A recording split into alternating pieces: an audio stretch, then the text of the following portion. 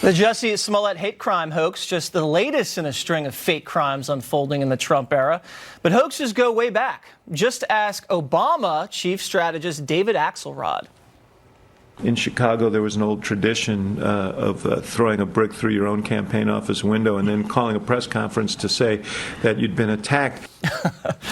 Here to run us through some of the hate crime hoaxes making headlines, freelance journalist Andy Ngo. So Andy, you made a lot of news this week because you posted on your Twitter feed all of these hate crime hoaxes going back. There's just dozens and dozens of them.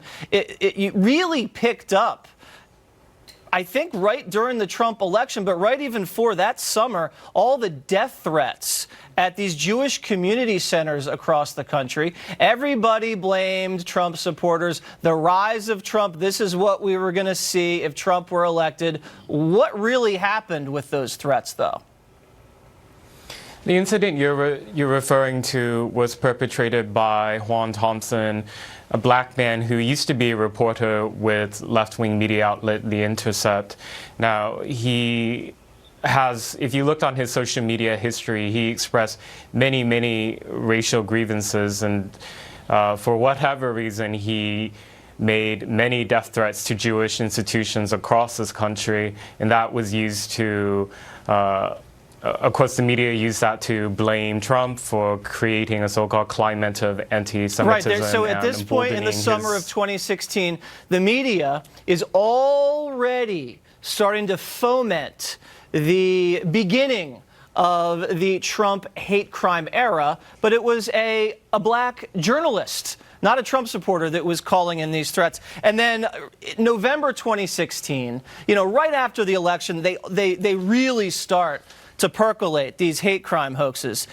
South Philly neighborhood vandalized with pro-Trump, anti-black messages, Trump rules, black bitch spray painted onto cars and homes. That's just one example. What happened there? Well, it was a black man who was responsible for that. And I think that particular incident highlights that not only are these hoaxes amoral, they're not really good liars. Nobody says Trump's rules, similar to like nobody would say this is MAGA country. Yeah, I know. Some of these slogans, these things don't come out of the mouths of Trump supporters. Trump rules. This is MAGA country. I mean, alarm bells go off. I mean, I have dozens and dozens of, swastikas being painted, people writing the N-word all over things. And in case after case after case, these people are perpetrating hoaxes, and these are not Trump supporters that are doing it. We're not saying that hate crimes don't exist. They do, and they're horrific, and they should be prosecuted to the fullest extent of the law, but fake crimes also need to be prosecuted. In your opinion, and you've studied this and you've seen this, psychologically, why do people commit hate crime hoaxes? I have not studied this academically, but it's of my view that because I was in university not too long ago, and the prevailing ethos and culture there was that of grievance and victimhood. And I think what we're witnessing now is that this grievance ideology and victimhood culture has leaked out of the academe into mainstream society, culture, and politics. We're seeing it really as a cynical ploy being used particularly by some Democratic presidential hopefuls. I think it's emblematic of an illness in America where we are essentially worshiping victimhood. And I think the lesson to be learned is that to expect more of this, as long as skepticism and caution is demonized and that we are told over and over to always believe an alleged victim.